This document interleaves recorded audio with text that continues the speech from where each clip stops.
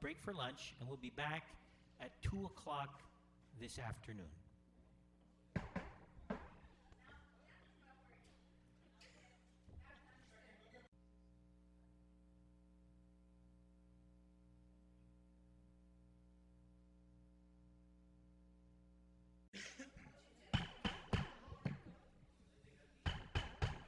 All right, the Committee of the Whole is back in order. Upon review of last night's discussion, I asked the legal counsel and our parliamentarian to go ahead and review the proceedings and the process by which we've gotten to at this point. So I'm going to ask first the parliamentarian, Senator Espaldon, and then our legal counsel, David Highsmith, to go ahead and opine on this, at which point I'll make a ruling and then open it up for the floor. Thank you, Mr. Chairman. I have reviewed the proceedings with respect to all the rulings by the chairman of the committee as a whole and find that the rules applied have been consistent with the Legislative Council's legal advice throughout this whole session, and as well as consistent with the legal advice given to him last night, as well as the reading of the motions of the clerk of the legislature. However, upon review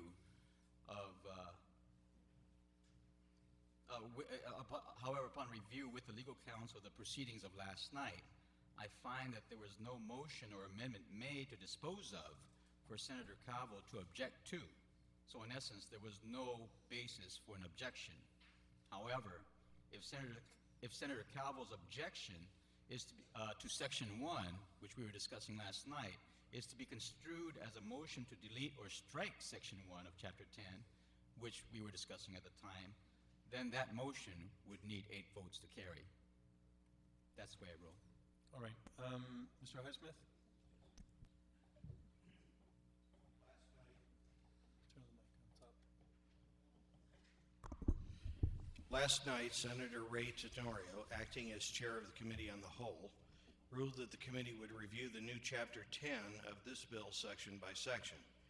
Acting in good faith and in reliance on my advice, as well as that of Acting Speaker Calvo and former Speaker Pinko, he ruled that in considering each section, a section of Chapter 10 would require 8 votes to be retained. Senator Tenorio's ruling was not arbitrary or capricious and was in accordance with the information available to him, but resulted in vigorous objections. At the request of the chair, I have reviewed tapes of the ruling, the procedures used when the committee considered previous chapters, and most importantly, the ground rules set forth by former Speaker Pinko on September 6th and 7th when the committee first convened. I have also read extensively in the standing rules and Mason's Manual of Legislative Procedures. It is now my opinion that Chapter 10 was added to the bill upon Senator Shimizu's motion when no objection was made and Senator Tenorio gavelled its approval. Senator Tenorio repeatedly ruled that the committee would proceed through Chapter 10, section by section. That must now be done. As each section is raised for discussion, a member may object, and should he choose to do so, move to delete or amend that section. The customary ground rules for debate will then apply. It will require 8 votes to delete or amend a section of Chapter 10. See Standing Rule 9.04. I hope that this opinion resolves the debate on this issue. All right. Senator Calvo, just a moment, I'm going to make my ruling at this time. As the chair of the Committee of the Whole, I find that the last member of the body who had objected to Section 1, of course, our acting Speaker Calvo, may, if he so chooses, make a motion to delete the section, and as a result, I will recognize him first, and the rulings by our legal counsel and our parliamentarian will follow that if any section is to be amended, or if there is a motion to strike or delete any section, that motion must have 8 votes. That the exact nature of the adoption of the chapter was an inclusion in Bill 143 as it was substituted. So at this time, I'm recognizing our Speaker, Senator Calvo. Thank you very much, Mr. Chair. And yes, the intention of the objection was consistent with a motion to delete. So in actuality, what I was intending to do is make a motion for deletion of the section. But, Mr. Chair, looking at again that this particular portion of the bill is legislative findings intent and is not substantive in nature, I see no harm in this particular section, and I'm going to withdraw any motion for deletion for Section 1. All right, there is no motion to delete Section 1, and therefore, Section 1 is retained in Bill 143. Mr. Chair, I raised Senator my hand Simmons? earlier before legal counsel leaves the hall. Oh, okay, And, Mr. you know, because we just addressed, and even our parliamentarian, I thought that was something to... That's fine. Because I had mentioned earlier that if we didn't agree, then we would have to come back and try to overturn the ruling earlier. And I just want to extend my appreciation to our parliamentarian, Senator Espadon, and also for the legal counsel, and on his opinion. Can through the chair, we be provided with the written opinion that he was just reading off? I will make sure you get it. So we can get that, because what it basically does, before we proceed, it memorializes, and I also want to thank Senator Respicio and especially Tina Muñoz Barnes from, just raising high heavens, on the issue, and that it's good that we're able to resolve these things and proceed. And I also want to thank Senator Calvo for, withdrawing the motion, and thank you very much. And also, if we can have that, and we can attach that to the journal. I will ensure that I'd you like to have receive that attached to the daily journal. And I will say, as the chair, if there's no objection, that I appreciate the efforts of both our legislative parliamentarian and of course our legal counsel. They've exercised a lot of due diligence, as I have tried to, in the chairing of this committee of the whole, and give the flexibility and make sure that every member has the opportunity to speak on every matter and to be given the opportunity to also address the body. So, Senator Lujan. Thank you, Mr. Chairman, and thank the body again for coming into some kind of consensus for us to be able to move forward. Sometimes cooler heads prevail after a good night's sleep, or going home anyway. I don't know if any of us got rested sleep, but went home anyway with that. But as we continue, Mr. Chairman, because we're talking about a $250 million borrowing scheme at this point, are we going to be able to have the administration here, since that $250 million borrowing scheme is almost a mirror of what the governor had proposed, and for us just to ask you would not be a fair thing to do. This is true. All right, I'll make sure that the administration is contacted and asked to return to the chambers of the session. Also, we'll continue our debate. All right, at this time, ladies and gentlemen, we are on Section 2 on Chapter 10 I'm sorry? Mr. Chair, I'd like to reemphasize the request of the majority Right, leader. right. Because, we can't even continue We will go Section ahead and 2. take a break. We'll take a break and wait for the administration to Okay. return. All right. But we are in Chapter 2 at this time. We'll be in recess.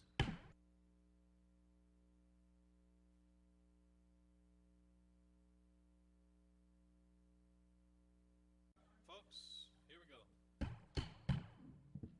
The committee of the whole is back in order. Senator Shimizu, you're recognized. Thank you. Not in terms of Section 2. I was remiss, Mr. Chair. I want to also publicly acknowledge your statesmanship during the course of the question of the parliamentary procedure. I know that you were fair to allow the opportunity to go in and look, so that there will be clarity and there will never be a shadow, and there is indeed transparency. So, Senator Ray, I say thank you and Sujus Masa. All right, we are in Section 2. Thank you very much, Senator, for your kind words. I appreciate that. We are in Section 2, which is the first substantive portion of this bill. And so we're going to start the first round of discussion on Section 2. There are no comments?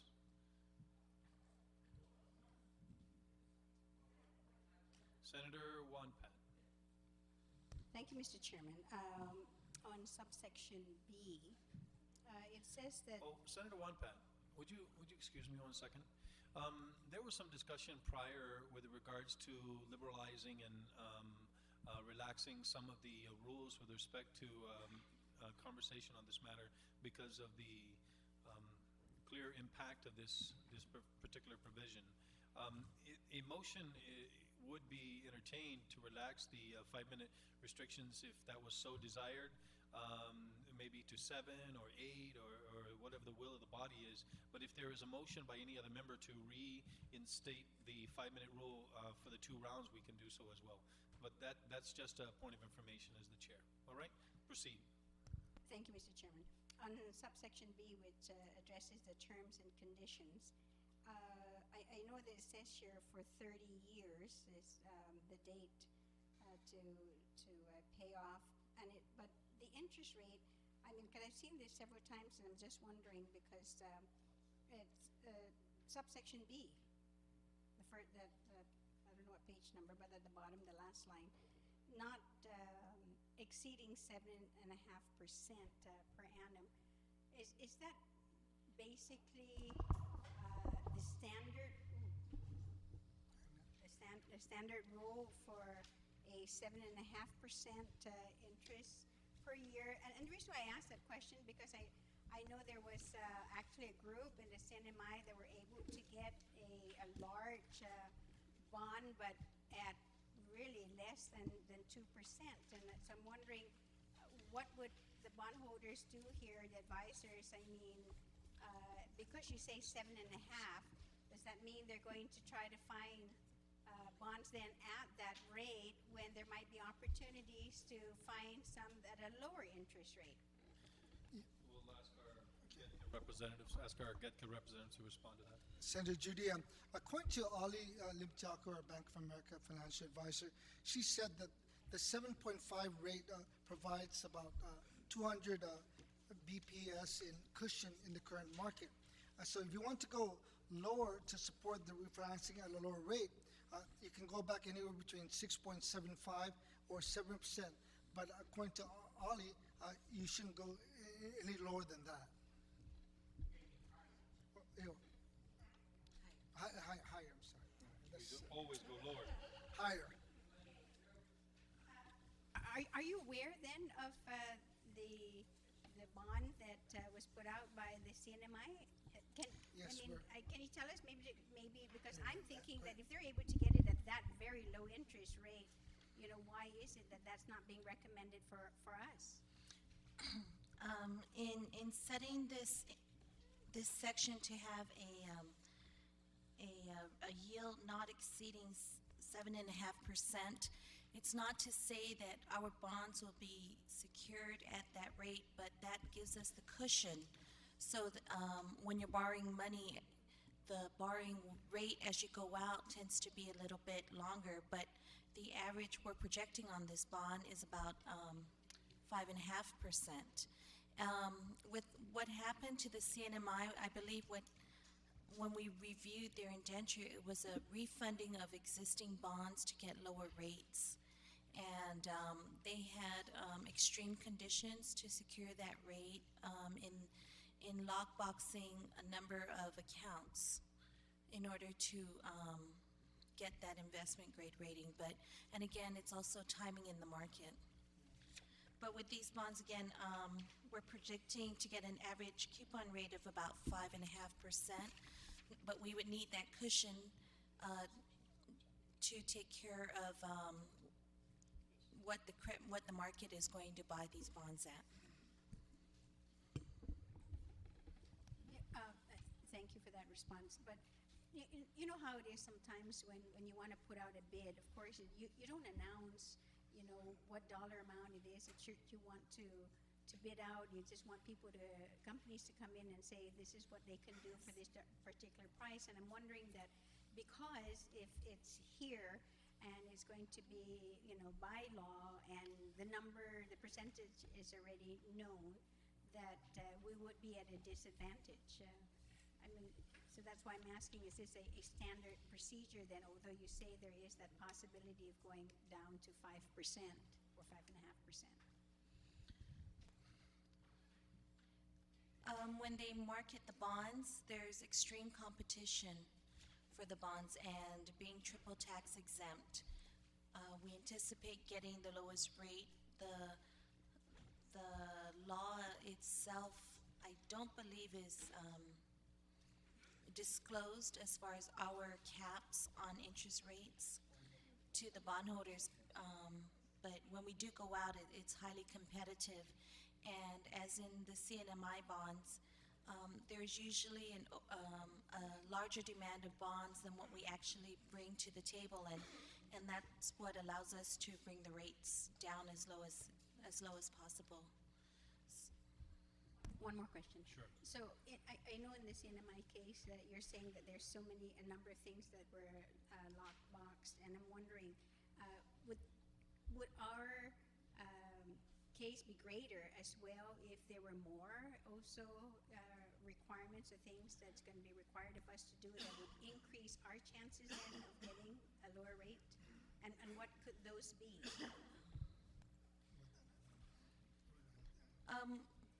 I don't have that information right now, but I know that when we first reviewed it and the question was brought up to Ali, besides the lockboxing, there's a number of reporting requirements, but I could get you a summary of those conditions and report back to you. Senator Calvo. Yeah, she has a point of information. What's your point of information, Senator Calvo? I'm sorry, Senator Lujan, my apologies. Thank you, Mr. Chairman. Point of information, Mr. Chairman, to jump on what Senator Wampan had said. You know, I was the one that called the round table with the Lehman Brothers people that finance the CNMI bond financing over there. And some of the things they said already, alongside what you had said when they put the measures in place, but the governor had already put austerity measures in. They lowered I think there was one day that I think Fridays were one of those days that the government workers didn't come in and things like that. So there was already one day's pay taken away already from the employees, as well as all increments were frozen, you know, and things of that nature. And it continues to happen as we reread the information. So those were put in place already in regards to that, and they had to show that there was decreased work hours, there were furloughs and things of that nature put in alongside what you had just mentioned. So it wasn't just that. Right. There was measures put in place. They had to go through the extreme measures to be given that rate and that good of a deal. So it came at an expense, at a price to pay for the employees. So I just want to get that out there, and I'd like to come back to again. Just that was the point of information. Thank This you. will not count as a strike against Sean. Thank you. All right. On section 2, Senator Calvo. I'd like to question the author of the amendment on section 2. What's your And question? of course, the question is, there was note made in of course, in the discussions of the 1993 refinance bond, in regard to a certain provision that, of course, we had put there as template based on an earlier budget bill on, I think it was 28-149. In fact, there was questions made by both the author of the amendment and the co-author in regards to section N in page 8. Quite coincidentally, it's the same language that they were questioning myself as the author of the 1993 bond provision. So I'm going to pose that same question to the author of the amendment on page 8, where it says N, approval of voters not required, and then it states, notwithstanding 3 GCA 17312, the issuance of the bonds authorized by this section shall not be required to be subject to the exactly. In fact, you are the co-author. Senator Tina Muñoz Barnes was the co-author of that this particular piece of legislation. So I'd like to throw the question, since I did have my comments as to why it came about. Since you are the authors of this particular piece of legislation and this amendment, and you had questions about it in the earlier bill, I'd like to pose the same question. What was the reasons for placing this particular provision? Real quick, just to suspend time, are you asking a question on page 8 under section 2. It is under section 2 then, all right, that's Yes, fine. sure. Yeah, just realized that's under section 2. So- All right, Senator Respicio wants to yield to the question? Sure. Thank you very Please. much, Mr. Chairman. Mr. Chairman, I appreciate the question by the acting speaker. Section N essentially would not require that the referendum take place in order for this bond borrowing to be approved. When we were discussing the $90 million bond, I thank the mover of the question to give me yet another opportunity to point out the differences from the $90 million bond versus this $250 million bond. At that time, we argued that the $90 million bond is new debt. And so certainly we supported the senator from Tamuning's amendment that would strike this provision from the $90 million bond to give our people the opportunity on whether or not they should decide on this borrowing for new debt. In this $250 million bond, it's restructuring existing debt. So we've argued that the question should have been put forth to the people back then when the decision was to either pay tax refunds or to either pay operations of the government. And so that we've already incurred the debt. So philosophically, I think this is where you'd draw the line. Senator This is Cabo? why this is Also, it's my 18 understanding that this is not new debt, and with that, there is absolutely no necessity for voter approval, even though you have it here. So I guess my motion is, since there is no need I'd like to offer a point of I would like to make a motion to delete N, since there would be no necessity, since it's a restructuring of debt, and again, it's not new debt. So I'd like to move to repeal or delete section N. On the amendment. Just a minute, all right. So on the amendment is to, on page 8, to strike N as in November in its entirety. Senator Calvo, did you want to further speak on that, or are you Well, finished? obviously, because there is no need for it.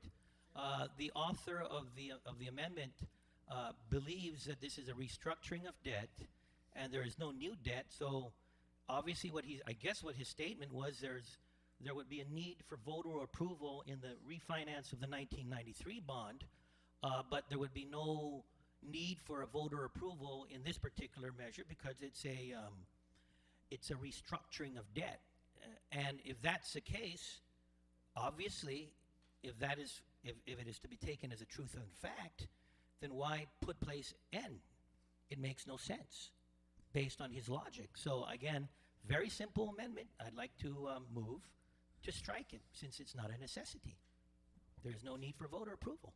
So based on his logic, simple. That's my amendment, sir. All right. Senator Respicio. If the mover would have listened to what I said, Mr. Chairman, I said philosophically, we didn't think it was required for the $90 million version because that's new debt. So for the $90 million, they would have to go before the people, but philosophically, this would not be required for the $250 million because it's not new debt, but legally it would still be required because that provision requires that any time there's new borrowing of $250 or more, $25 million rather or more, that have to go before the people. So if the amendment were to pass, essentially what we would be doing now then is having to have this bond borrowing authorization be contingent on what the voters decide. I said philosophically, we argued that in the $90 million bond, that is new debt. In this version, it's restructuring debt, so the decision should have been put forth before the people at a time when the government decided to pay operations as opposed to tax refunds.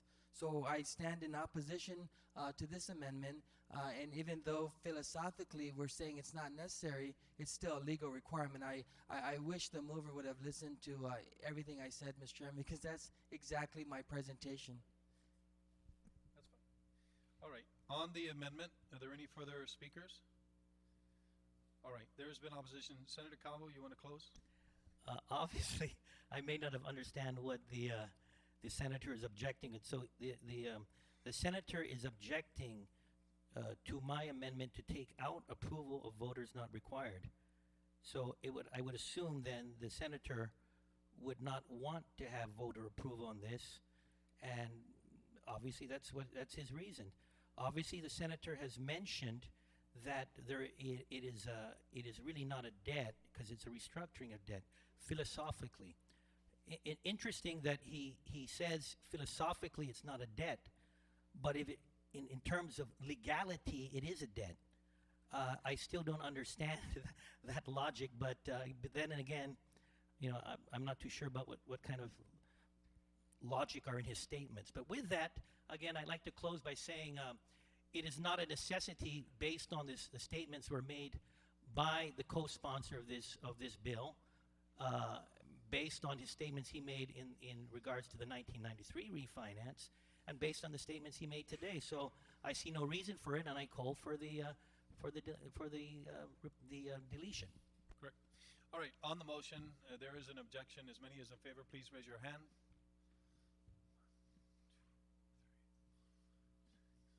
Okay, one more time. Motion carries. There is 8 votes. You raise your hand, Senator Guthridge. Senator Guthridge, you just raised your hand. Okay, so I'm going to do it one more time. One of the senators indicated that she did not vote for it. So again, all those in favor of the motion, please raise your hand. 1, 2, 3, 4, 5, 6, 7. All right. Motion fails. Obviously, I had a philosophical bent on this thing, but obviously the philosophy that I have is not shared by those that did not move forward in my motion. Mr. Chair, I still have other comments and questions in regards to Section 2. And I go to the portion on authorization for credit enhancement. And I'd like to pose this question to the, maybe it would be best for GETCA, so I'm not too sure, Mr. Blas or Tina, if you can help me on this. Can I pose a question? It would be in page 7, yes.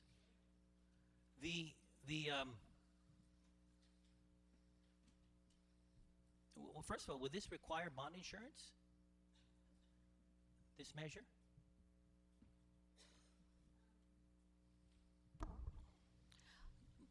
The bond insurance will come in if the credit receives a investment grade rating of BBB negative or higher. Where we plan to work towards that objective to get the BBB or negative or higher. And then at that point, we would look at whether or not having bond insurance will be an economic benefit to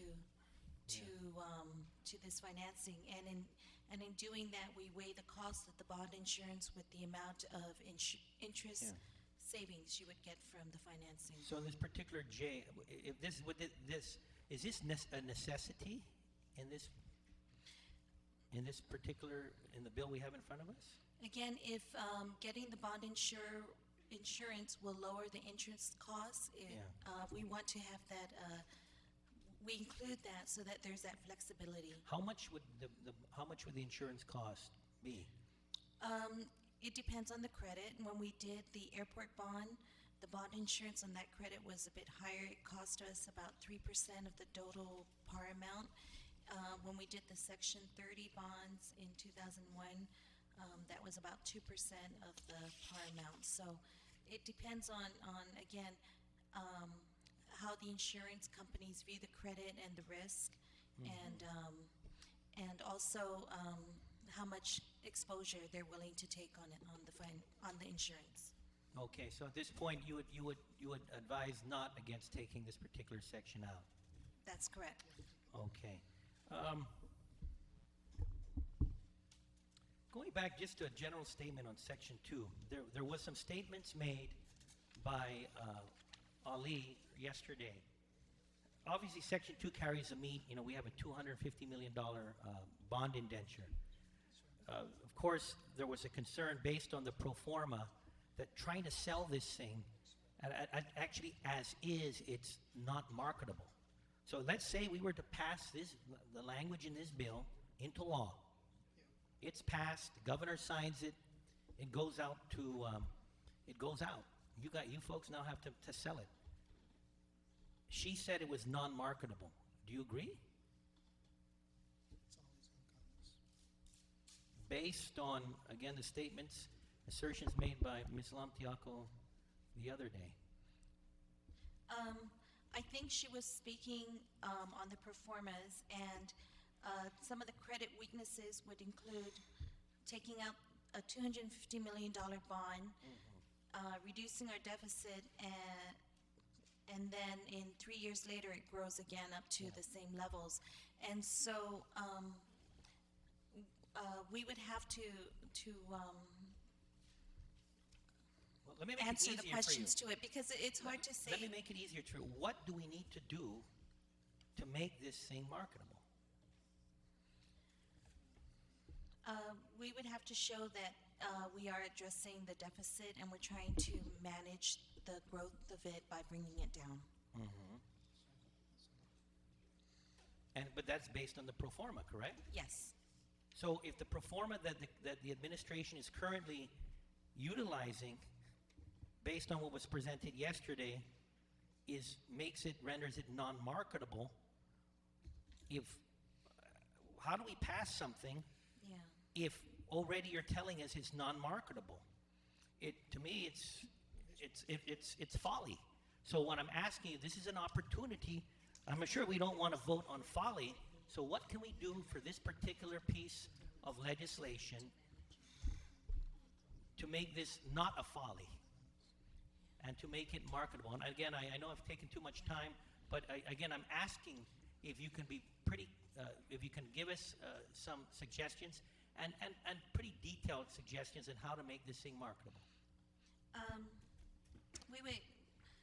We would have to take a close look at the presentation here. We would have to work towards the ultimate goal of reducing the deficit, which we do by 2014. There may be questions as to how are we managing that? Are we going to have cost containments? Are we going to have Can you revenue I hate to enhancements? say, Ray, Senator Tenora, Mr. Chair, I'm talking about details, but you're going to sell this thing, and you got this in front of you. In the year 2014, again, you look at the bottom right-hand corner, Yeah. that ain't going to sell. So what I'm asking you is, what does it take? What are we going to have to do? And what I don't want to see occur after we pass this thing is 3 months from now, the administration coming down to this hole with a piece of legislation from the governor, or maybe a piece of legislation that was sent over to one of my colleagues here, and of course with my colleagues and in collaboration with the administration, introducing this piece of legislation that would have to be passed into law that would ensure this marketability. And and whether it's a tax increase or a revised budget to cut the government of Guam in particular agencies. So I need to get that clarity for me to feel comfortable about this. And I've talked to my colleagues. I'm open, but let's lay it on the table. And obviously we have GETCA in front of us. You have been talking to the financial advisors, and you, Senator Tony Blas, have been working in cooperation with the administration. We have Bertha here at BBMR, who understands the financial condition of the government. She made it very clear yesterday. You've talked to some of my colleagues. In fact, you were a proponent of this bill to some of my colleagues, and you helped them to introduce Bill 168. So can you fill in the blanks to make this thing marketable? But I know my time's up, but I'm going to ask him to get more details. The generalities concern me. Thank you, Mr. Chair. I will repeat my earlier comment with respect to a motion to relax the 5-minute time if that is so desired. And so if not, then we will ask the GETCA personnel to respond, and we'll move on to the next senator. All right? Yes, Senator Palacios? You know, this is outside of Section 2, but if you look at page 15, item E, it says here amendments to deficit elimination and cost containment plan that's supposed to be attached to this, but it's not attached. But this should have had E, which is the deficit elimination and cost containment plan. We will get to that. But this package includes something like that. It is a point of information. You're asking It's a for point of info. you're No. asking for the attachment which corresponds with the submittal, correct? Yeah, but there's no attachment. Okay, so we'll ask the the good gentleman who introduced the bill and the measure to then provide that for you. This time I'm going to ask the GETCA personnel to go ahead and respond to Senator Calvo's questions, okay? All right, GETCA? Okay, thank you, Mr. Chairman. And for this, for the outline of the deficit elimination plan that was outlined by Governor Camacho, and the fiscal recovery plan was also included when they sent Bill 143. And the $250 million bond issue was sent to the legislature from the governor, from the administration, that outlines all the different items there. That includes, of course, we need to address the accumulated deficit, number one. Number two, we need to make sure that we take care of the cost containment measures. We also talked about the outline that was sent by the governor, which says there's some revenue enhancement measures that were sent to the governor in Bill 143. It's outlined there. It's outlined there. Actually, I've got to close by, this is important because the authors of this amendment, the authors of this bill, have also publicly stated they are against any tax increase. And what you're saying in your statement now, that of course the governor, aside from cost containment, is looking for revenue enhancement. I go back to the Siamese twins, Senator Blas, that if in order for this thing to be marketable, is that you have to have a tax increase in there, then I would have hoped you would have presented that same piece of legislation to the author of this amendment, who have publicly stated they're against tax increases. And I further state very clearly at this point, until this body comes, if we pass this, until this body comes back with some bill that will either move towards raising taxes or cutting government spending, then this is all folly. Thank you very much, Mr. Chair. All right, any other speakers? Mr. Blas. I'm going to have to include to you, it's an identical twin to the governor's bill that had the revenue enhancement. It is a twin, but it's not identical. It's fraternal. And you have no tax increase in this one. Unfortunately, based on the pro forma, you would need a tax increase. Okay, it's Thank you. fraternal, not identical. I want to tell you with all due respect. Sir. All right. Any other speakers? Senator Respicio. Thank you very much, Mr. Chairman. Mr. Chairman, I'm glad at least there wasn't enough votes to delete that item, and I believe which the previous speaker talked about. And it's funny that only the senators on our side of the aisle was very consistent, because when that discussion was brought up with the 90 million, they didn't seem to think that it was necessary to not have the people vote on this. So philosophically, I made that argument. I want to talk about the pro forma that was presented by the administration. Sorry. Is my time up? I thought we were going to lax the time. Oh, okay. I know we're making a lot of focus here on this pro forma, and yesterday there was some very significant discussion that was generated, as that the question was what would the net effect be of having $250 million of tax refunds and court-ordered COLA given in the hands of the people, and what would that do to our economy? And Ali said that there'll be maybe a percent and a half of economic activity, not to mention the multiplier effect, and that number went up to almost $500 million. I want to ask if this pro forma reflects that kind of economic activity.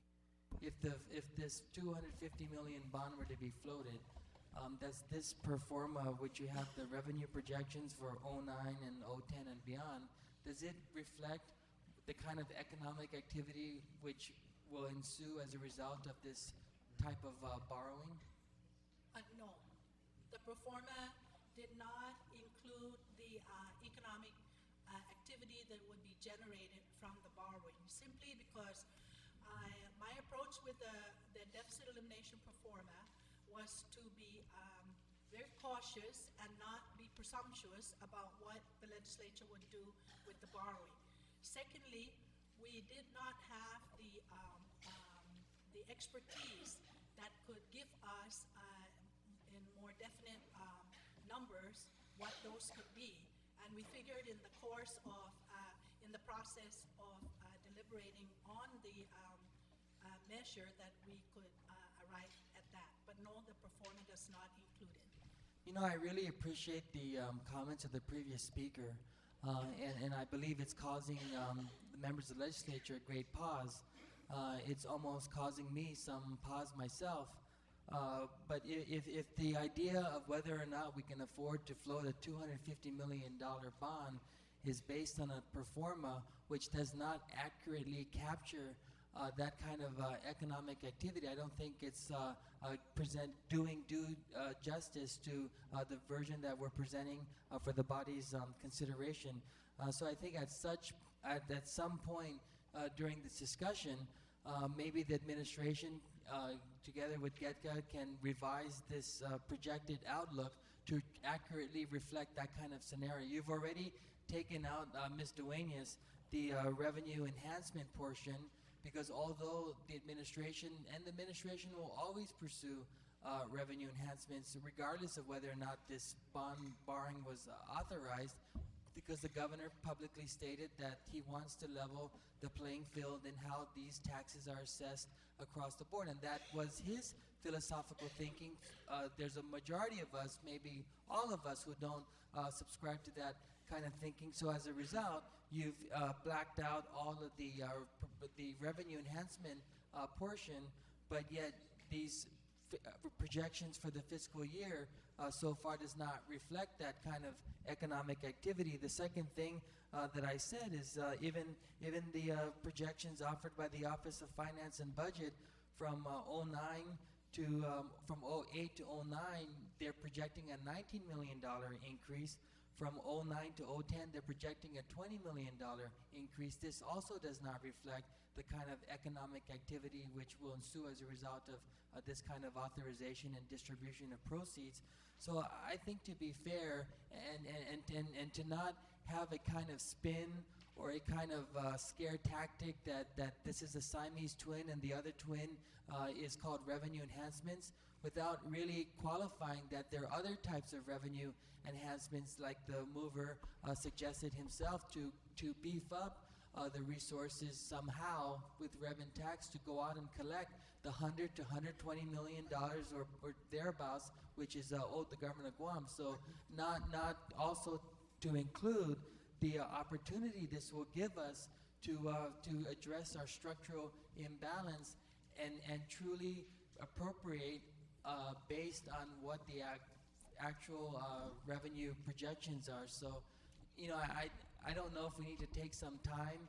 I don't know if it's possible at this point for you to revise the pro forma to reflect what, you know, that kind of scenario. So we could offer this to the body for their consideration. Do you have the capacity to make those adjustments? I don't want to ever challenge your capacity, Ms. Duenas, because you can do anything. But in this amount of time, do we have the ability to? And then also, when you do that, to be fair to the previous speaker, I understand that your projections for the supplemental annuity reflect the sliding scale, which was in original Bill 143. So the previous speaker went out to the hallway and said, if we adopt this, we're going to have a sliding scale all the way to 2014. So if we just take some time to update this and also do the annual appropriation, because the body collectively said that we don't want a patentia for the COLA. We don't want a sliding scale, and we want the status quo for that. So let's run those numbers, and then we'll have a debate based on the facts and not on the spin and the scare tactic that we're past this, we're going to have revenue enhancements, tax increases. So that's my recommendation, Mr. Chairman. And by the way, I salute you for your findings as parliamentarian. Excellent, Mr. Chairman. Espadon. Thank you.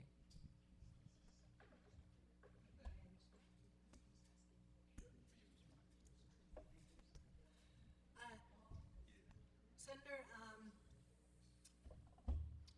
I will of Labor and see if he can give us some numbers the best he can on should the borrowing come to pass. I'll find out from him how soon we can get that. You were too kind to say I can do anything because I'm not an economist, but thank you. The other thing that I want to comment on is this deficit elimination pro forma was built on, formulated based on information available to the fiscal policy group at the time, and it was patterned as well on the governor's initiatives, which was contained in the fiscal year 2008 budget that was transmitted along with the deficit elimination plan. That particular budget proposed for the sliding scale in both supplemental and COLA payments. And so the pro forma was therefore built on that assumption. After the 2008 budget passes, and it is upon my review, I discovered that was not a part, that particular proposal of the governor was not a part of the substitute bill. Then after this bill passes, then we will make the adjustments on the pro forma. But I don't think I really don't want to keep adjusting the pro forma based on what one feels or comments made on the floor. I really would like to base my adjustments on things that are actual facts that are taking place. Fiscal year 2007, for example, when we adopted 2903, I updated the pro forma because it's law. I would like to wait until the budget becomes law before I update the pro forma, because anything can happen between now and the end of this session. It could be amended again, it could be restored or whatever else, or even entirely deleted. So I do not want to, it's confusing enough as it is, because it is a living, breathing document. It's work in progress for this. Numbers are, a lot of these numbers are moving every day. And our best and most prudent approach ought to be that when law is in place, that's when we adjust our financials. I really don't want to adjust it just to show what it would be like if it's this case or that case or whatever case. But I think I appreciate that, but I think in this case a little different, because the fate of this bond borrowing rests solely on this presentation that we have on this pro forma, when there was testimony by the financial experts, Bank of America Securities, saying that there would be a multiplier effect if this amount of money went through the economy. So if the decision were based solely on this pro forma, I think it would really cause a great scare, not only to members of the community, but to the entire, member of the legislature, but to the entire community, and it would give some steam to the previous speaker's arguments, and it may cause some pause. So you already know that we're deliberating the possibility or the authorization of floating $250 million, and we're debating whether or not we can afford this. And that decision so far is based on this pro forma, which does not reflect that kind of economic activity which will result from this kind of borrowing and having $250 million worth of monies that would go into the hands of people who we know would go and pay bills, go and buy collateral items, or just spend that money in our economy. I think they said already, you could say 40% of this $250 million could conceivably be captured here locally. I mean, that's a number that was tossed out. There's already another, so that's, I don't know, 10 million. If it were.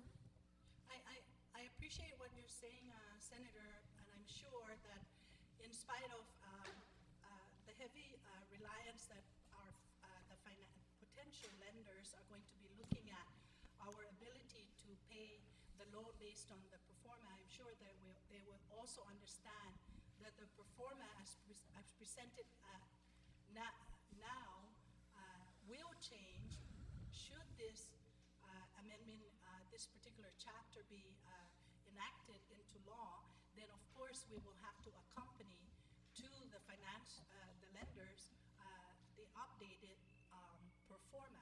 Because right now, we're not accounting for that additional revenue that would result, and my fear is that that additional revenue may go to pay for prior year obligations, and then what do we do for fiscal year '09? So how do we capture this kind of revenue? I'm sorry, I don't follow what. So I'm just, how do we capture this potential revenue and quantify that so that we could have this pro forma more accurately reflect what would happen if we went and borrowed? I know it's all based on assumptions. Believe me, if I see a number, I'm not going to say, No, because I've been very critical of revenue projections and forecasting, and so, but at the very least, if you have, I know it's moving target, and I know how those things are determined, but if we have, I think this would look better for the 250 authorization if we were able to quantify somehow the economic activity resulting from this $250 million borrowing. I did answer positively on that one. But that I until would- such time you provide some kind of documentation, call it scenario one and title it, you're still going to have some pronouncements made by some members of the legislature that based on the pro forma, it doesn't look like we can afford this. So I just want to know if we can have some kind of Well, I common think that ground. everybody is, everyone in here is listening to your concern as well as my responses, and I'm hoping that they will process it in the context that this is not going to accompany what eventually ends up as we move forward with the 250 should that occur. This pro forma would definitely need to be amended. If I may, Senator Respicio, at this point Thank in you. time, Thank just you. direct something to Ms. Duenas here. The question was asked, basically, I believe Senator Respicio is saying that for us to have a meaningful discussion on the effects of floating a $250 million bond on our economy, it would be beneficial to include the effects of that 250 in some kind of a pro forma. And you responded that you would do it, but then you responded that you're not going to do it until after. So I just want to clarify what your plan is. Are you going to call your economist to see if he's going to create? The way I understood it, Mr. Chairman, is they had a two-prong request. One is to factor into the pro forma the 250 should it float, and the second is to adjust the pro forma for some initiatives that have already been approved in Bill 143. And to the former, I said yes, we would do it, and to the latter, I said I prefer that we wait until the budget passes, and then I'll make the adjustments on whatever the final product contains. Is that a point of information, Senator Wampat? Well, actually, it's a question for Bert on this, the same thing as she just said, because I don't know how else we're going to impress upon you, Bertha, that there's several of us that would like to make a decision based, of course, on the amended pro forma, because just looking, like I said, and others have said this, just on the pro forma that was presented to us, one without any revenue enhancement and the other with revenue enhancement. So the scare, of course, is when you look at without the revenue enhancement and seeing where we're at 3 years later, right back to where we are today, would tell some of us is that, we don't want this, because we heard already from Ali that it's not saleable. So I think it's important that, and Mr. Chair, I would ask that maybe to give her an opportunity to recess and give her an opportunity to go back and to, do an amended version. And we understand that it's just a projection. I mean, we're dealing with a lot of projections here, but that would surely help. Then I need to ask, if you do honor that request, how long would it take? Because that'll determine how long this recess is going to be, but we have to be fully cognizant of the fact that we have a very limited amount of time to come to a conclusion. So I will have to call the chief economist and see how long it would take him to come up with something that could be useful in the pro forma. I can say that with regard to the present 143 as it applies to COLA and and supplemental, that you can simply add $12 million across the board as a negative, additional expenditure, because the COLA and supplemental was restored. So it's really simple. Just add $12 million across, and that's how much more we are down. The deficit is going to grow with regard to the restoration of COLA and supplemental. With regard to the impact on the economy with the 250, if the body wishes, I can consult with the chief economist and see how long it will take him to give us something, his best product, given the time constraint. Before we go there, I'd like to go ahead and acknowledge Senator Tenorio. All right. Thank you, Mr. Chairman. Mr. Chairman, I'd like to ask the gentlelady, and although she's been pronounced to be able to do anything, I know that we all have limitations. And real quick, Mr. Duenas, the $250 million, if it were to be approved, what would be the multiplier effect and how long would it last? Like I said, I'm not an economist, But based on your best information. well, yesterday I used the 1.5 multiplier, and of course, Senator Calvo, Speaker Calvo also commented in the course of discussions yesterday that his input was that 60% of what could be garnered in the economy is going to flow out. In other words, we can only capture 40% of that 1.5. I figured it to be, without that consideration, to be around 15 million. But with that taken into consideration, of course, it'd be 60% less. So about 15 million 15. ballpark no, figure?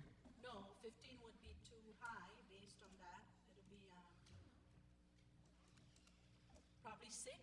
About $6 million additional revenue into the government of Guam. 40%. Into the government of Guam. Yes. All right.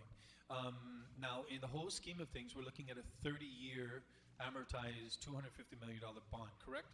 Yes, sir. And as I understand it from the information we received from financial advisor, we all recognize that our retirees don't have 30 years to wait for COLA. We have a debt that's in front of us, and albeit court cases and the discussion that ensued regarding that being what it is, we have to take care of these ladies and gentlemen from who we have a debt based on the court judgment in the fastest due diligence we possibly can. So in the short term, we're going to realize a bump of $6 million in the economy, into the government of Guam, that is. But that's for 1 year, maybe 2, or just a single year?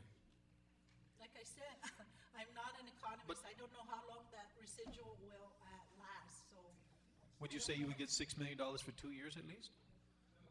No? Okay. So it's a single year of $6 million increase, possibly.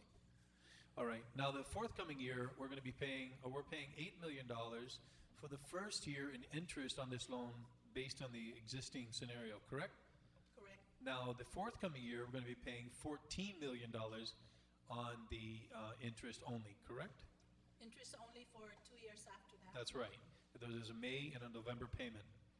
Then the forthcoming year, we're going to be paying $19.2 million, I believe it is, until the satisfaction of the bond. Is that best stated? Am I inaccurate, Tony? Yes. That's correct. So even if we were to get a bump of $6 million, and there's an $8 million interest payment for the first year alone, and the forthcoming year there's a $14 million, and the following year there's a $19.2 million debt service required. Yesterday I asked you some questions about whether or not the increase in the economy, economic activity as a result of the military growth and other economic indicators is going to be sufficient to offset the increase in debt service. Do you recall your answer to that? Whether or not we would be able to, from the economic activity we're going to be seeing in the forthcoming years, be able to offset the debt service with the additional revenues coming into the government of Guam. I wouldn't know the answer to that. Well, let me, because there is no let me put it to you, information. let me put it to you another way. Based on the revenue estimates you have, based on certain variables computed at the time that you made them, and even though you got a $6 million bump in the next year from the multiplier effect into the government of Guam, would the economic growth of our island be able to absorb the debt service of $19.2 million for the sustained period beyond the first two payments of interest only? I really cannot answer that because it will depend on what else happens in the budgetary process, in whatever else, whatever type of financial impact we may be up against in that period. I could say yes because, it would cover, we could probably yield that much more in GRT and income tax as a result of spurred economic activity, but then we don't know about what other things, what other factors that, Right. Well, there's many variables. We could be hit by a series of typhoons, knock on wood. We could be exposed to a SARS epidemic. There could be a change in the military posture in shifting some of those deployments to different locations. There's many variables that we really, we don't know for sure. But based on the writing on the wall and the economic indicators that you are aware of and we're all using as a basis for determining what potentially our future looks like, and based on the performance that you have here, the question would be then, do we need to raise taxes to pay for the debt service of this bond for the foreseeable future, or whether the economic growth of the island will be sufficient in revenues to the government to cover that debt service? That's my question. When we talk about debt service, we already owe, so we still don't have enough to pay what we owe now. How do you expect to pay prior debts with current revenues? You've got to look at something to make what we owe the people for all the other years to pay them. You got to look at other sources. What I was saying yesterday was the reason why we are suffering today is because President Bush lowered the taxes, the tax rates, increased credits, increased the standard deduction. So that, in effect, gave people a lot more money today than it was 4, 2, 3 years ago. Every year it was escalating. Today, we're paying out refunds of over $2,500 per taxpayer versus 2 or 3 years ago, 4 years ago, it was only $900, $700. So that's where the inequity is coming. Our tax system is not capable of paying what we owe, because even with people who are getting these refunds, they can't even make the adjustment automatically because on their withholding certificates, it doesn't show tax credits. It just shows exemptions. So when they file the returns are a lot bigger because they can't make that automatic adjustments on the Circular E that was passed out that they calculate their withholding. So of course they're overpaying. So right now, how do we address the structure of how to pay our deficit? So I will like pose the same question. Right, next year we might have a new president. He might raise tax, Sure. and the federal tax will go up. Right. We don't know that. So, again, all of these variables are unknown. So there are many things that we need to consider in the forthcoming budgets, and that depends on the prevailing policies, both Governor Guam and the federal system. My question is, and I think I deduce, but I want you to state for the record, whether or not taxes need to be raised to pay the debt service. Like I said, we already owe people. I know. How are we going to pay it? You still need, even if we didn't borrow, you're going to still need to look for revenue enhancements to pay. Otherwise, every year we're still going to increase our deficit. So the answer is? You need to look at revenue enhancements. You have to. You There's have no to. way. Okay, the average person, I think Senator Gustert gave out a report that the average person makes about $26,000. $26,000 means you file a return, you're going to get EIC. You're going to get more money than what you put into the coffers. So how are we going to address that? You got to look at some ways to address how to pay things that are owed the people that we're not making money through taxation. Thank you. I know I've exhausted my time. Thank you, Mr. Chairman. Thank you, Senator Tenorio. Senator Shimizu? Thank you I'm sorry, very much. Section 2, if we look at the first part, is the authorization to issue the bonds for deficit financing. That's what we're trying to do, right? We're trying to reduce the deficit. Then on the B is the terms and conditions to try to get a lower interest than what we're paying for to Mr. Ilagan. Am I not correct? We pay about 8% interest to you, right? I'm just going section by section. These are boilerplates. What's valid and binding, the source of payment, and then also the appropriation of the revenues, and that we won't be paying this for the first 2 years. Am I correct, Gita? That we're not paying for 2008 and 2009? Interest only, right? So we're holding back the principal, and then maybe on the year, not maybe, on the year 2010. And numbers, somebody's been mentioning those numbers, but things to come. I'm not quite sure, but it's been in all over the island as to what's coming down. So we won't be paying on the interest, on the principal for 2008 and 10. And at the same time, the director just stepped out for a minute. We're going to be paying less interest. In other words, we either, like he said earlier, we either pay for the refunds, which I read somewhere that it would take 10 years, just to pay that off and to even catch up, but we're still there. And then we're still paying about $14 million of interest right now on an annual basis. And if you went 10 years times 14 million, that's 140 million. That's an interest. And then we didn't get the money out to the people, into the hands of the people. The question that I was going to ask, and I was trying to think of a metaphor to make it clear, is that, when we do this physical recovery and deficit elimination plan, we know that should this pass, and we deal with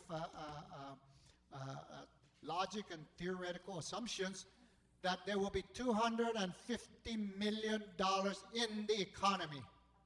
Now, that amount, will that spur some economic activities? Bert, if I may ask, was that revenue tax on you? Yes, Of course, it yes. would.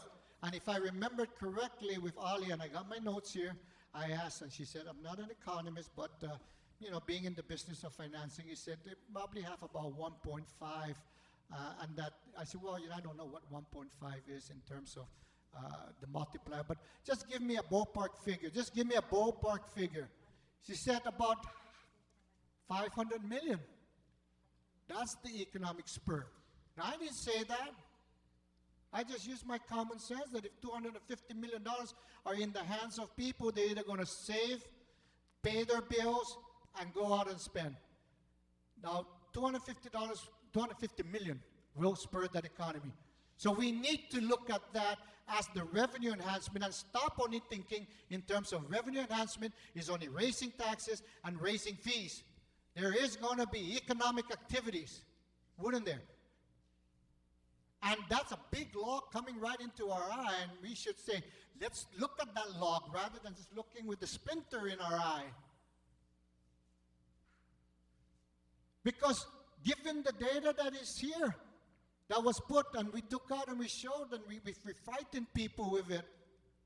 Can you imagine the bond market? Come on, we were hearing earlier, the Gita saying that, well, this may not be marketable. Can't take it to market. I don't know what that means. What I heard today and what I'm hearing the other days with the bond council was saying, yes, that's why they all came from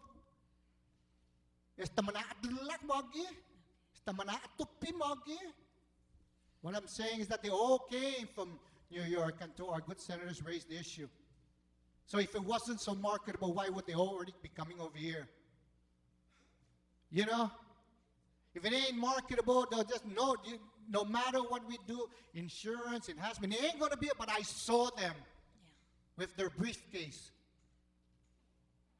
So it is marketable, and it is you can get that figure out and say $250 million is in the market. We're lowering our interest rate on it. We're giving the monies into their hands. We're not having bonds for operation. This is to the people who's going to go out and spend it. They're going to go out and pay their medical bills. They're going to go out and buy clothes, food. The business community members that I've talked to says we just can't wait to put the money in the hands of people, because where do we go? We'll go out and do what is best for our family. You know what? We're already rationing health care because the cost is going so high. People are going to start rationing because of the cost of power, water, electricity, all of that. And that's why I don't support those revenue enhancements where it would impact on food. There's no way I'm going to see our people to be rationed some food. And we're going to have a division of classes. This section here and the comments that you have, I would encourage the administration with the speed of lightning.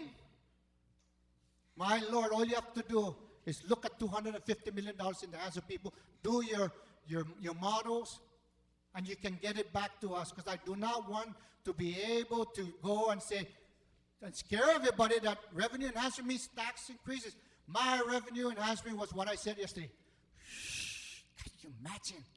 Revenue and tax going and taking all those people who aren't paying for their taxes. And we lose their taxes 3 years.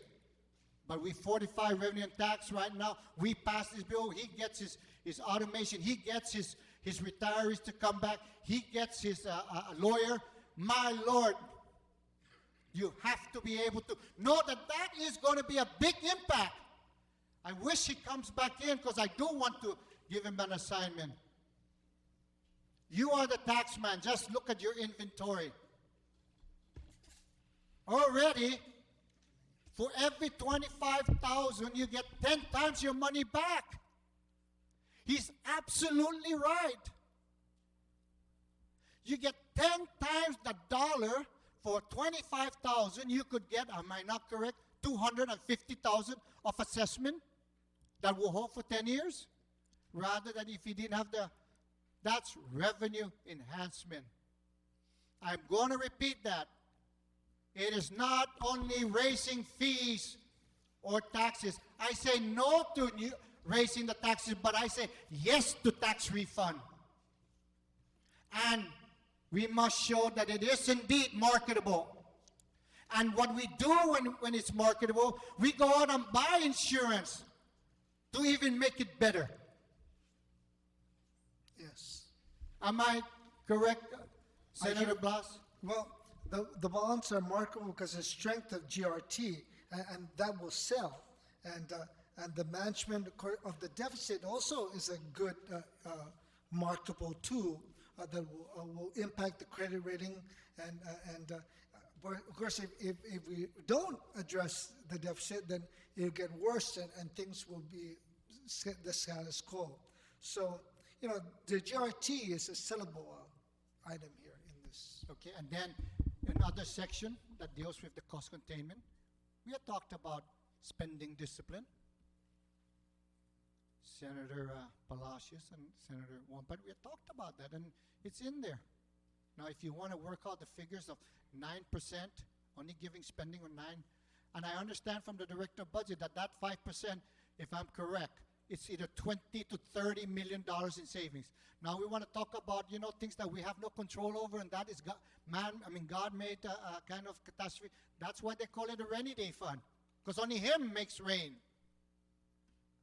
So that is at least $20 to $30 million set aside. Now, if the administration say we can't live with that, well, then don't throw the baby out with the bathwater. Tell us what is it that you can, because you can also dedicate that 5% to service we can do whatever we can to make it work. But we cannot just depend on what you have here today. And I'm about to close. What do you have here today? And that's it. I am asking with the speed of lightning with this administration. Like I mentioned earlier, if we truly want to do anything in this government, we can move mountains. Thank you, sir. Thank you, Senator Shimizu. Senator Palacios is recognized. Thank you, Mr. Chairman. Mr. Chairman, I'd like to share with the staff and the administration that at least 5 members of the minority of this legislature agrees with supporting the $250 million that I believe the governor is asking to be authorized to borrow to pay off the deficits. And so in view of that, I'd like to ask the staff of the administration, please update this pro forma to, of course, include the economic activity that's going to be generated by the release of $250 million.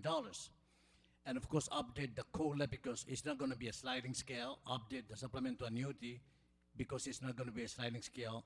And I cannot understand why a third scenario is not included, which is actually the last page of what was handed out.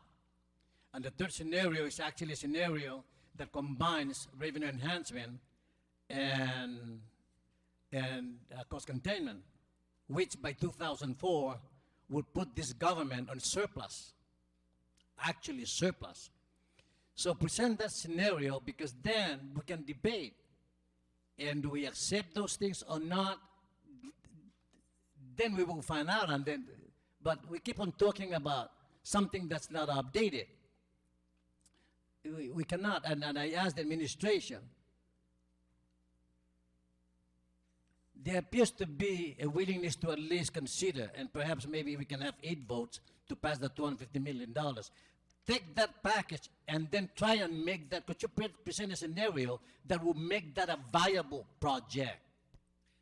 Senator, I can go ahead and make an update on the supplemental and the COLA, but right now the word I got is that they're trying to get a hold of our chief economist to see how soon he can give us the numbers on the 250 as best he can. But with regard to the supplemental and the COLA and the pro forma, I can do that really quickly. I can do it in 5 minutes if I have a computer. Mr. Chairman, most of the presentations pointed out on the fact that perhaps this government might not have the ability to sustain a $19 million annual payment. And it's saddening and scary because then that means that this government is not prepared to dedicate $20 million to pay down some of the $156 million tax refund that accumulates $12.5 million every year on an 8%. And by the way, Art, is that compounded annually or compounded daily?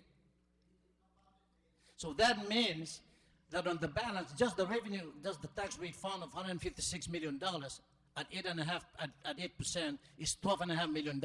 So whether this government agrees to pay, it will incur then $12.5 million.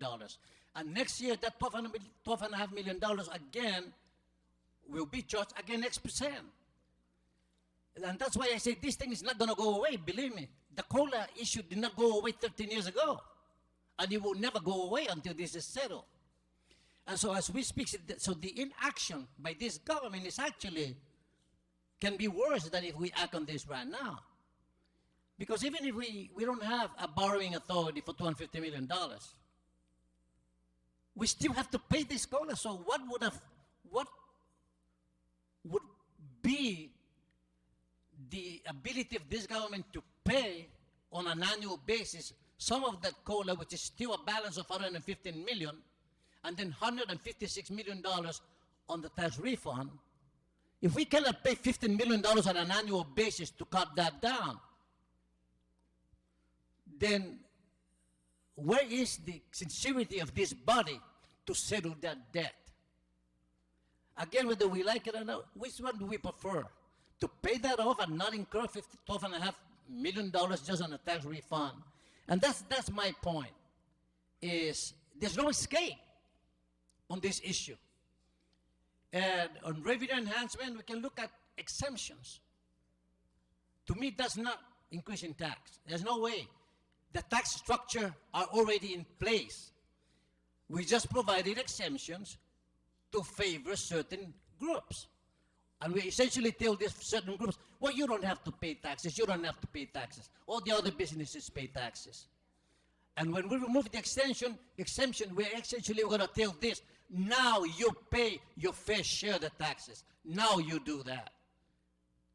We can look at that first. And that is not new taxes.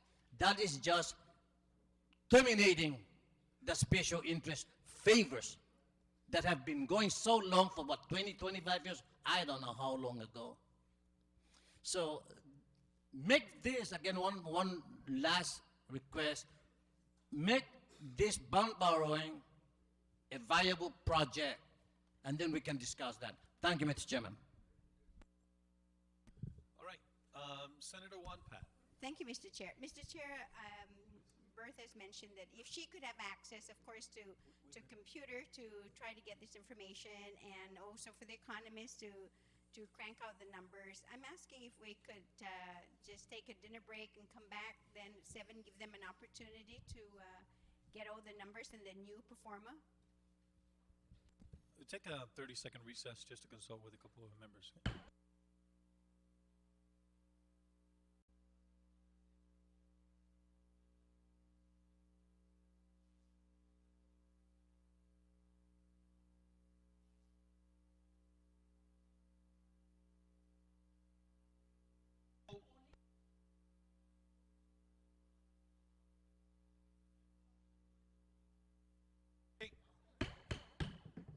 All right, Committee of the Whole is back in order. Senator Lujan, with respect to Senator Juan Pat's request, they have been given due notice. They will do their due diligence to try to produce that during the dinner break and come back at 8. We're looking at breaking at 6. Senator Lujan, you're recognized. Thank you, Mr. Chairman. Well, that's a great thing about democracy, huh?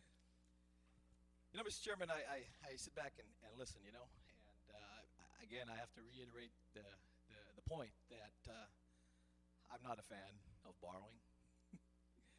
But this being on the table, we have to discuss what's being placed before us. We talked about the multiplier effect. Of course, whenever you infuse $250 million in the economy, there will be a multiplier effect.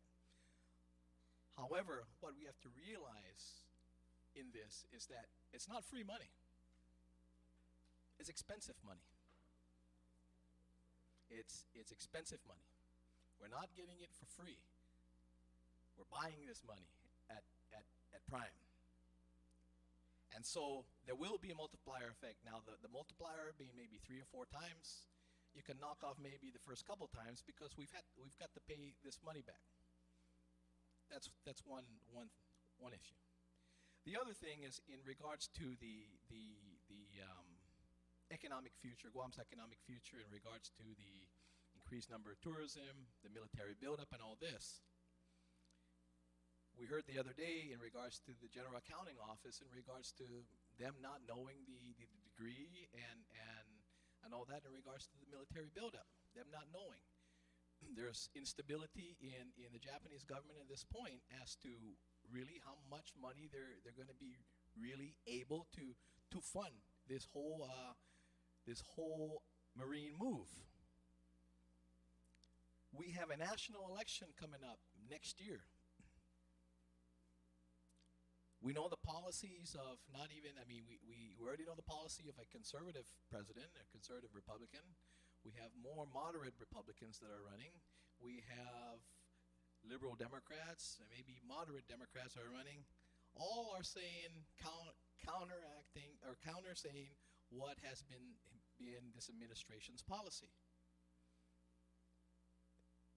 The administration will change, so will policy. Now, will the buildup still be in a new administration, be it a Republican, be it a Democrat? Will the policy still be the same? Would it be an enhanced military presence? Would it be as what has been slated, or would it be downscaled? We don't know. We don't know. What we do know is that whoever becomes president And it's evident to all of us, and as we listen to the news on a daily basis, and as the candidates are speaking, both Democrat, Republicans, Libertarians, and whoever they are that are running, they want to pull out. They want a different strategy for the Middle East, most especially in Iraq. Now, would that policy reflect again the buildup here? Would it be a scaled down version of that? That remains to be seen as to who the next and what party the next administration happens to be. Of course, we're working on the current Bush administration, but we know that that administration comes to an end, comes to a change next year. And we also know that as we speak, that the buildup will not start happening to, what do we say, 2010 has been slated. We still don't know. Their General Accounting Office is saying, what is the ramification? How much really? And we know that Japan at this point, again, they don't know. They're in political turmoil at this point in regards to their leadership as to how much they can really fund versus what they had promised. So we can't really rely on that matter, okay? Again, going on that, policy will change. All indications, signs, and symptoms of that. As Director Logan has said, we don't know who the next president's going to be. Might lower taxes even more. And bigger repercussions. We don't know. Those are uncertainties. Tax man is not the right man to answer about taxes. All he wants to do is collect your taxes. But anyway, that being said, he's even uncertain because he doesn't know what the next administration, be it Democrat or Republican, what that tax policy will be. We also don't know what that military strategy will be as it affects this area of the world. So there's big uncertainties as to the economic growth in that entity. The trickle-down effect, the multiplier effect, again, is there's some certainties, but extreme uncertainties. I'll use myself for an example. Yesterday, I got a pre-approved loan for $10,000. Wow, it looks inviting. I guess my credit was pretty good to be able to get a pre-approved loan for $10,000. So would there be a multiplier effect if I were to get that $10,000? Absolutely, there'd be a multiplier effect. I may be able to take Tony Bloss out for a drink and send Tenorio out to his place and buy him drinks over there and everybody else, right? In the end, once I've exhausted the $10,000, the multiplier effect will be on me because I have to pay this with an interest. And maybe it's something I cannot afford because I haven't got a raise. So for me to incur another $10,000 in debt, how am I going to make this up? Did I get a raise? I did not. I'm going to have to make this up somewhere.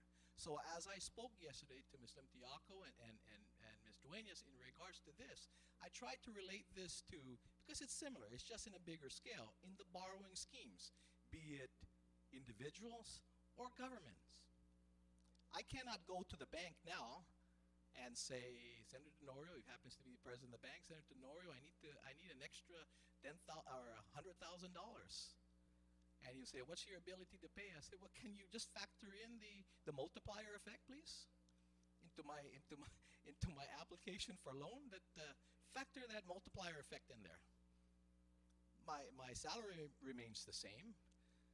He's going to say, well, Senator Lon, you can barely pay your bills at this point, and you're just making it with your daily life and things like that. You already have an outstanding $150,000 loan. You're going to take out another $150,000 loan.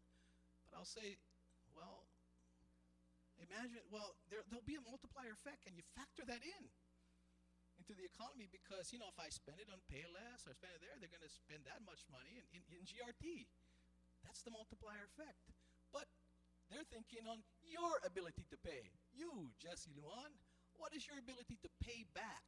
Yes, the multiplier effect will happen, but I need you to pay me. You took out the loan. I'm interested in you who signed on the dotted line, your ability to pay back this loan. You can barely make it at what you're making right now. What makes me think that because I've given you $100,000 now, that you have a greater ability to pay. Now, maybe because of the fact that I've taken $100,000 out now, I'll take maybe $10,000 of it and pay interest in the very beginning, and then the principal I won't start paying maybe until another 6 months. I've paid that down. But in the end, who has to pay for it? I took out the loan. I still have to pay for it with interest. It's not free money. And so that's what I'm saying now. And I'll close up, and I know we have to wrap up here. But the fact remains, again, if these monies are assured to us, and again, we've had numerous military people here, numerous federal officials here as to, we don't know how much is coming in regards to this military move. There is no dollar figure. This body had passed a resolution 127 that calls for $2.4 million. And so with that, I just want to say that, again, there's a multiplier effect, but those are not factored in, again, into the ability to pay. Two other points I'm going to make, and real quickly. In regards to, again, Director Logan. Director Logan, what I've found out, and if you can go back to the RFP in regards to the petroleum, in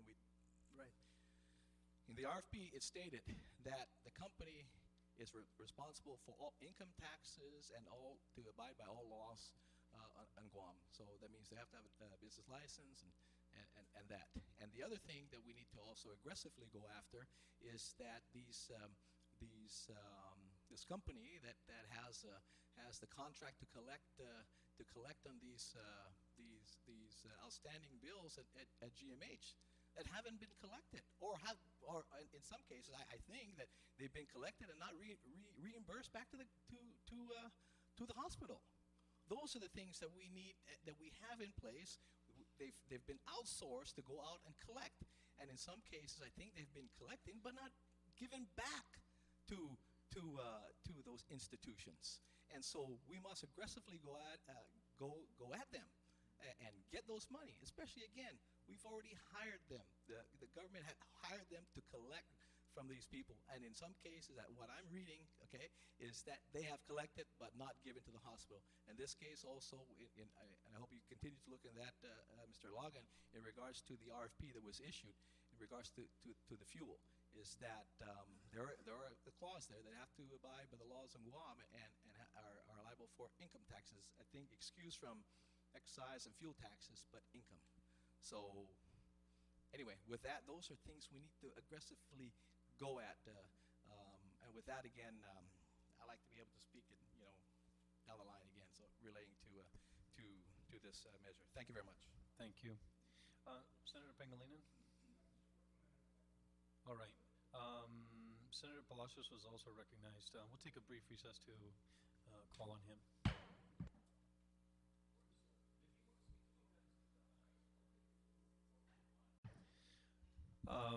We're going to go ahead and call a recess as the amendments are still being produced. We'll come back at 8 o'clock, at which time Senator Pangilinan will have the floor. All right? We'll be in recess.